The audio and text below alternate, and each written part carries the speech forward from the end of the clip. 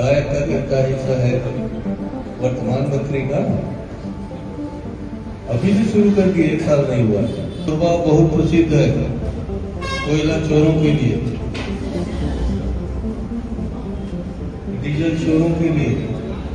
अगर कोई आपके मंत्री के ऊपर आरोप लगाता है, मेरे ऊपर आरोप लगाता है, सांसद के ऊपर आरोप लगाता है, तो वहीं पर उसको तान के 5 चप्पल देना साले को। उनको ये चेतावनी देना चाहता हूं कि या तो सुधर जाए या तो कांग्रेस को जिताएं, नहीं तो। चरणदास जी आरोप लगाते हैं। चरणदास जी का कोई व्यवसाय नहीं है और चरणदास जी हर शहर में उनका बड़ा बड़ा मकान है। पैसा कहाँ से आता है?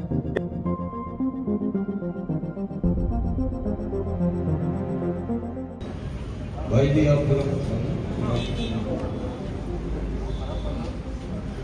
अभी जिस तरह से सुख दुख के साथी हमारे जैसे जी रहे हैं, हमने कुछ भी हुआ है,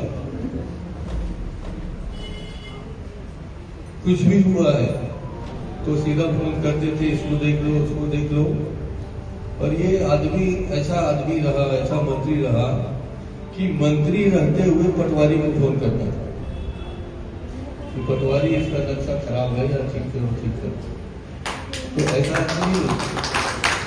और मुझे पूरा विश्वास है इतनी गंभीरता से हमारी उषा बहन जी काम करेंगी, आप पूरा करना। और ये जो चोरों की बात कर गया, इससे पहले अभी पूछना आप लोग जाओगे कि अभी ये जो चोरी हो रहा है उसमें किसका किसका हिस्सा है? विधायक का कितना हिस्सा है वर्तमान मंत्री का? अभी से शुरू करके 1 साल नहीं हुआ।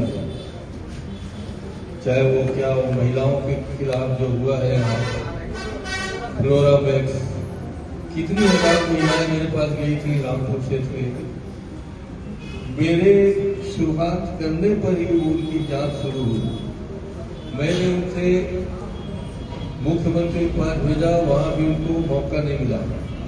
मैं उन फ्लोरामैक्स में जितनी भी महिलाएं हैं, गरीब हैं, आदिवासी बहन हैं, उनको बधाई देना चाहता हूं कि उन्होंने यहाँ मंत्रियों को रोका, रास्ता रोका, लड़े और उन लोगों ने दिखा दिया कि हम भले ही गरीब हों, हमारे साथ अन्याय करोगे तो हम मंत्री, संतरी, कलेक्टर, एसपी किसी को नहीं करोगे, आप उनके साथ खड़े रहिए, हर कदम उनके साथ खड़े और आपको हमेशा बल मिलेगा। लगता है कि हमारे कार्यकाल में जितना काम हुए हैं जय सिंह जी, कभी कोई भी उतना काम नहीं कर सकता, कभी भी नहीं कर सकता।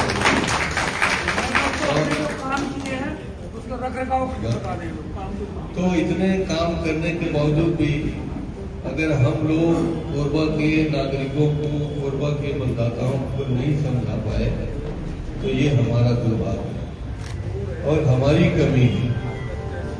इतना कुछ होते हुए भी सब कुछ दिया, अंग्रेजी स्कूल दिया गरीबों के लिए, मेडिकल कॉलेज दिया डॉक्टरों के लिए, बड़े बड़े गरीब वर्ग के लिए, कर्मचारियों के लिए अस्पताल खोला,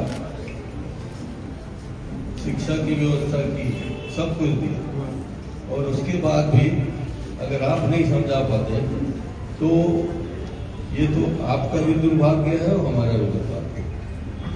दूसरी बात यह है कि कोरबा बहुत प्रसिद्ध है कोयला चोरों के लिए, डीजल चोरों के लिए, बिजली चोरों के लिए और अनशन बाजार में लोग बिकते हैं ना लोहा के कबाड़ी के लिए, इतने सारे चोर बचते हैं और वो हमारे सर पे नाचते हैं। कोई भी कहीं भी खड़े होके अगर कोई कोयला चोर, कबाड़ी, डीजल चोर, रेत चोर, अगर कोई आपके मंत्री के ऊपर आरोप लगाता है, मेरे ऊपर आरोप लगाता है, सांसद के ऊपर आरोप लगाता है, तो वहीं पर उसको तान के 5 चप्पल देना साले को और कहना आपको किलोमीटर लाओ। हमारे सांसद, हमारे पूर्व मंत्री विधायक, पूर्व सांसद, कहाँ पे हम लोग तुम्हारे भागीदार हैं? कहाँ पे तुझे तुमने हमको 5 रुपए दिया हो तो 5,000 की बात नहीं कर रहा हूं। 5 रुपए का पान खिलाया हो, बीड़ी दिया हो, फलाना दिया हो, कुछ नहीं कहते। इसका मतलब ये नहीं है कि ये सर पे चढ़ के नाचते रहे। मैं आज आपके माध्यम से चुनाव के समय भी होते हुए भी उनको ये चेतावनी देना चाहता हूं कि या तो सुधर जाए या तो कांग्रेस को जिताएं, नहीं तो हम लोग अगले साल से उनको भगाने की कोशिश करेंगे। पूरा प्रक्रिया से बहुत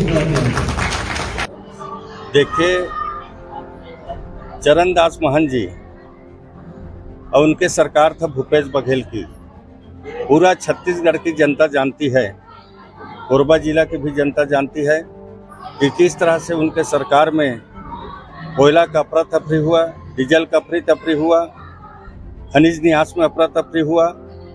और आज वो आरोप लगा रहे हैं भारतीय जनता पार्टी की सरकार आने के बाद ऑनलाइन सिस्टम कोयला के डीओ का कर दिया गया है। उनके समय में ऑफलाइन किया गया था कमाई करने के लिए और खूब भ्रष्टाचार हुआ। 25 रुपया टन वसूला जाता था। आज कई उनके कारनामे से जेल के अंदर हैं और कांग्रेस हमेशा भ्रष्टाचार में लिप्त रहा और मेरे ऊपर आरोप लगा रहे हैं कि वो लिप्त हैं करके, तो प्रूफ करके बता दें कि कहीं पर भी लखन वांगन किसी अवैध काम में लिप्त हैं। मेरा छोटा छोटा व्यवसाय है, उस काम को हम लोग करते हैं, उस जनता की सेवा करते हैं। और हमारे सरकार आने के बाद में कोरबा में डीजल कोयला पूर्ण रूप से बंद है।